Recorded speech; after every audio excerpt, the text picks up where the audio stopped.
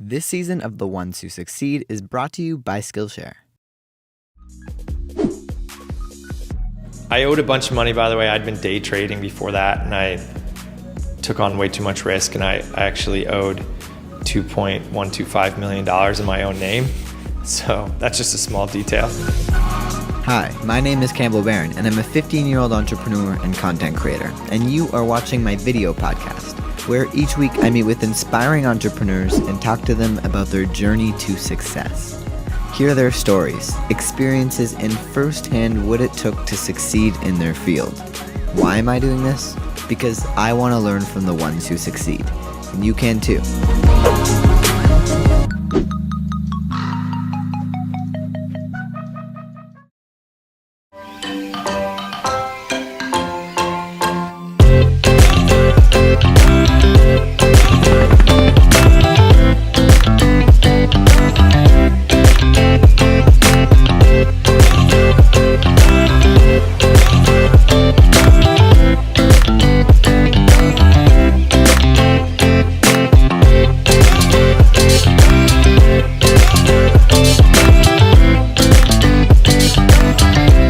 Welcome back to another episode of The Ones Who Succeed. I'm Campbell Barron, and today I am joined with my lovely guest, Chris Sacca. Dude, at this point, you are one of the ones who succeed.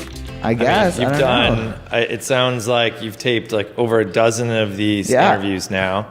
And I have to say, for everyone watching, you have the most pro setup I've seen. You. And I've taped a lot of podcasts, and they can be pretty janky. I appreciate it. No one's paying attention to audio levels. Nobody's coming with such high-rolling video equipment. You've got it dialed in. Thank you. I appreciate that you're bringing your A game. I appreciate it. So let's go back in time. Let's just start off at the very, very beginning. Where did you grow up? I grew up in a town called Lockport, New York, just outside of Buffalo. Yeah. It was a great little town. Most of the people in my town worked at the auto plant. They making parts for General Motors cars and stuff like that. So it was pretty traditional American, modest-sized houses, and public schools, and nobody was too fancy, and I love it. I feel really grateful to grow up there. How would someone describe you at, let's say, 15? What were you like as a kid? Oh, I was a total geek. Yeah. I mean, I was capable of playing some sports, and I had friends and stuff, but my passions were reading and math and science. I was a big science nerd. I also liked art and writing, so I kind of had that stuff going too. But mostly, like, if you asked, the girls in like elementary school or junior high, I was an adorable geek. An adorable geek. Well, it was funny because I wasn't an antisocial geek, right? Like, I was totally nerdy stuff, but I was friendly. I had lots of friends. So you were an academic. In fact, I think I had a healthy lack of respect for school sometimes. I think that relying just upon school for an education can be a mistake. But I feel grateful that my education went way beyond the walls of the school, and that my parents didn't just rely upon that 8 to 3, textbook-based education to prepare us for life ahead. I think there's so much more to a person than arithmetic. I also really liked the idea of making money. So I had side hustles. I always was trying to start little businesses. Yeah. I sold suckers in school, much to the chagrin of the administration. But I also worked. So for my parents, it was really important that my brother and I got jobs early on. So so I worked in a party rental supply store. I worked for a commercial construction company. I had kind of gritty jobs early on, both to teach us the importance of really working and how most people made a living, and build some work ethic, as well as to make us grateful for whatever was going to be ahead. Right, to know that when we went to college, it wasn't accidental. It was hopefully bust your really invest all the effort to make sure that you take advantage of that experience. Why do you think making money at a young age was important to you? I mean, that's a good question. We didn't grow up with much, and I I just felt like it wasn't that money would solve problems, because I was very fortunate. I grew up without those obvious problems. But I did think it could create opportunities. But for me, I just felt like I was drawn to that idea of business. I was exposed to friends of our family who owned their own businesses, and I loved the conversations with them. I would just sit and listen. And by that I mean the guy I worked for who literally rented party equipment and did commercial construction. Another guy who had like a tool and die factory who just printed out metal parts. That guy fascinated me. My godfather had massive apple orchards and then ran a produce wholesaling business. So he was kind of farmer, kind of a business person. I could listen to him forever. And so I was just drawn to those kinds of conversations. The questions they made about hiring and about risk and stuff like that really, really resonated with me. So I think that was all part of it. I wanted to be a master of my own destiny, I think. So Chris's interest in entrepreneurship led him to trade commodities at a very young age. But what are commodities, if you don't already know? Commodities, for people who don't know, are like you can buy coffee beans, and you're buying and selling large amounts of coffee beans, predicting that they'll be worth more in the future. Literally orange juice, hogs, as well as pork bellies, what you make bacon with. I mean, there are all these different types of cattle. And so these are the things we use to power the economy and our diets, et cetera. But you can actually, like the way you invest in stocks, they're like options on the future price of these things. So my boss used to trade this stuff in the top like attic of the building we worked in. And he had a satellite link to the Chicago Board of Trade. It's going to sound hilarious to the internet generation, but it had a 45-second delay, and that was pretty cool. Nobody else had that kind of, immediacy on a trade. Wow. Yeah, that was really cool. That was almost real time for a 45-second delay. Imagine if your stock trading these days took 45 seconds. It's crazy. But he also knew I was a super math geek, and so he started bringing me up there to review charts with him, like stochastics and stuff like that. And then at one point he put $3,000 in an account. It's pretty mean. It's funny. I don't even think about how cool this was. He put $3,000 in an account, and he said, whatever you lose, trade anything you want within this, within my account. Whatever you lose, I'll cover. Whatever you make, I'll split the upside with you. So I guess that was the first time I ever had carried interest. My first trade was live hogs. I'd done a bunch of analysis, and I remember specifically after splitting the profits with him, I made $171. Downstairs, I was making something like $4 an hour.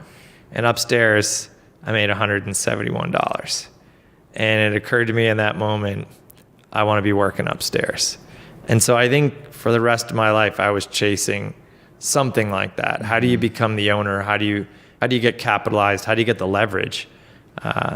And it's fun. You ask good questions. It's fun to reflect back on that. So you went on to go to law school. Yeah, well, first I went. So I was doing all this math stuff, right? And I kind of burned out on it after a little while. Math was getting very tough, and having a well-rounded life is super important. I think that gets lost sometimes in this age where kids get rushed through school.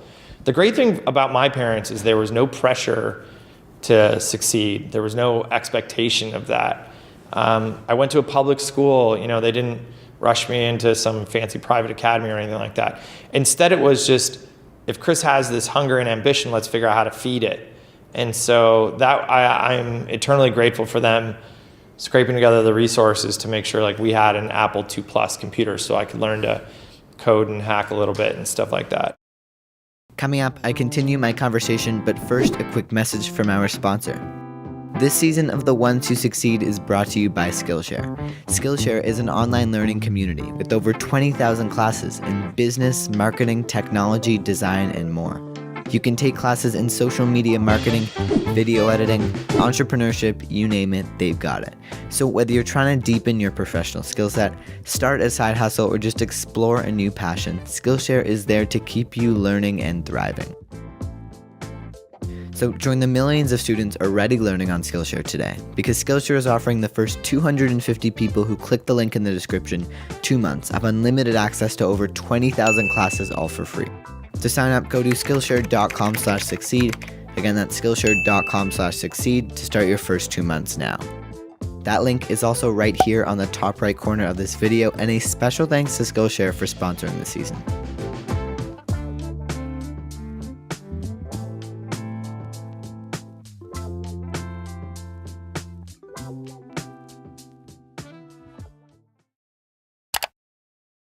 So for post-secondary, Chris ended up in the School of Foreign Service and studied in countries including Ecuador, Spain, and Ireland. The School of Foreign Service is like spy training school. It's like more people go from there into CIA and State Department than anywhere else. I didn't take that path. If I did, I couldn't tell you. No, I'm just kidding. I didn't take that path at all. But I felt like it was just an incredible,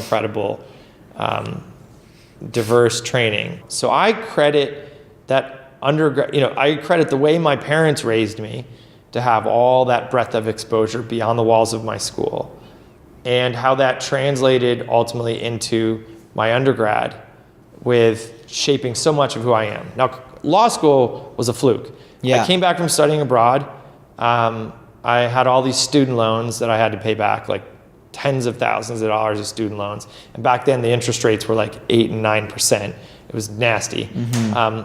And I had kind of not paid attention to the interviewing cycle for all those banking and consulting jobs. In retrospect, thank God. So I just applied to law school because my dad was a lawyer. My grandfather had been a lawyer. I really admired the work they did and how it allowed them to help other people. So it was just kind of obvious for me to go to law school. But from the moment I got to law school, I was like, you know what, I'm different. I don't really want to do this for a living. And by then, law school for me wasn't a transformative experience like it was for a lot of people. I saw it as a tool to get into the business world. So many business people want you to have your MBA. To get an MBA, you got to have a few years working experience. What I noticed was that out in Silicon Valley, which I felt like was the most socially mobile, economically mobile environment there were, where nobody asked your age, you could just do something. What I noticed was you could go right from undergrad to law school to suddenly be in the conversation in Silicon Valley without having to log any more years. And so that for me was get this law degree and get out to Silicon Valley. So Chris set his eyes on Silicon Valley, and when he moved there, got a job working at Fenwick & West, a premier law firm in the Bay Area. But when the dot-com bubble burst and the tech economy faded away, I was laid off, along with almost everyone in my graduating class. The dot-com downturn had set in, and Silicon Valley was becoming a ghost town. Like everyone I knew had to move back home with their parents. There were just no jobs left. In fact, I was laid off 4 days before September 11th happened. And so for 4 days, I was pretty optimistic that I'd be able to get a job. And I had some of my clients who liked me and were talking to me about joining them. Then September 11th happens, and it was just game over for everybody. And I don't want to begin to compare that, like what I experienced, to the actual suffering of people involved in that event. But just the rippling effect, it just froze the economy, and tech was dead. I didn't want to go home and move in with my parents. I love them. I'm so grateful for them. But that to me was like, what can I do to stay in the game? So I say it's important because I owed a bunch of money, by the way. I'd been day trading before that, and I took on way too much risk, and I actually owed $2.125 million in my own name. So that's just a small detail. I didn't want to give up, though. I didn't want to declare bankruptcy. I wanted to see what I could do. So talk about hustle. I did everything I could possibly do for money. I was taking legal jobs off of Craigslist. There was a company that just started back then called Elance that I think is still around today. It was like a freelance marketplace. I mean, Elance kind of saved me. I was doing like $50 and $100 gigs off of Elance That's so try and make rent and make little payments on this debt I owed, this trading debt.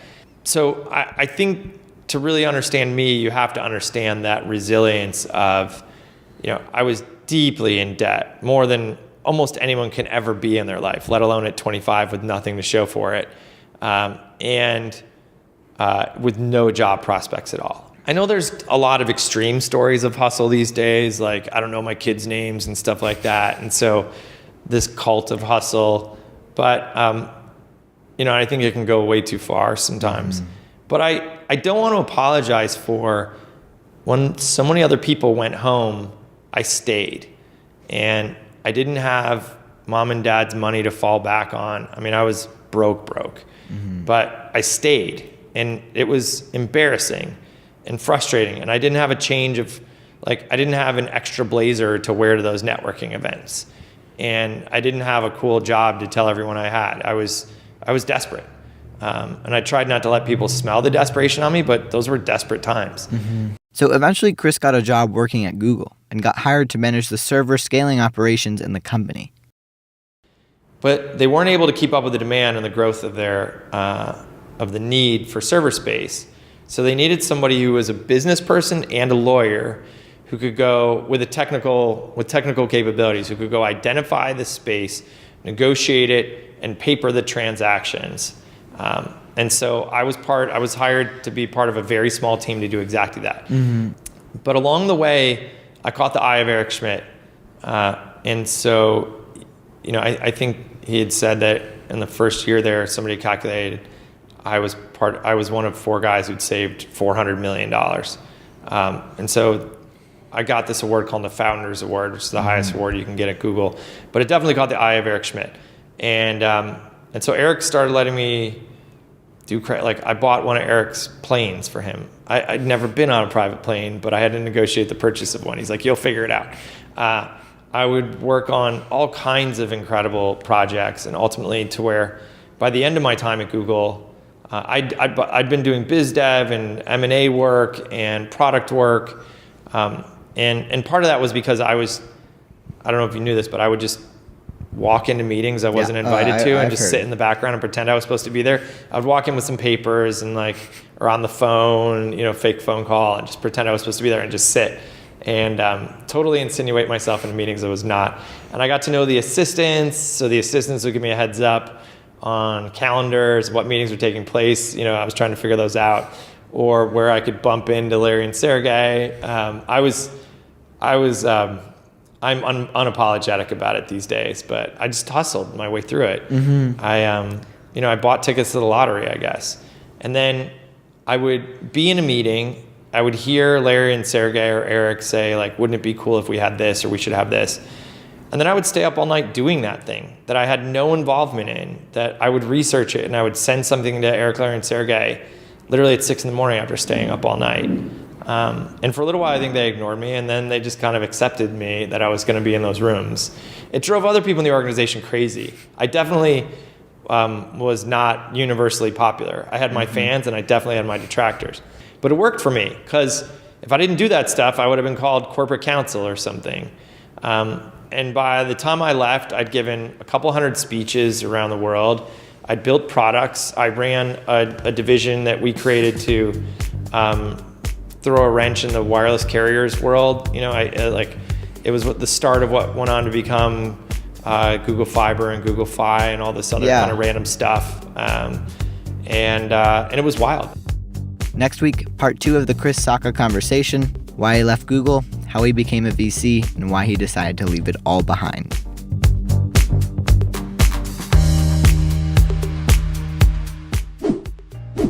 I remember once my boss gave me a raise just above minimum wage, and he took me out to the equipment yard and was like, this is how somebody makes minimum wage walks. And he kind of showed somebody walking at a regular pace.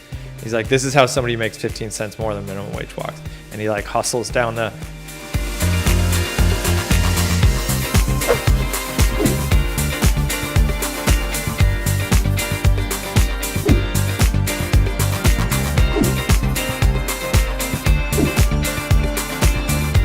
when somebody says no to your company, they're saying oh, I don't believe in your space. You can kind of rationalize oh, they don't think instant messaging is going to whatever.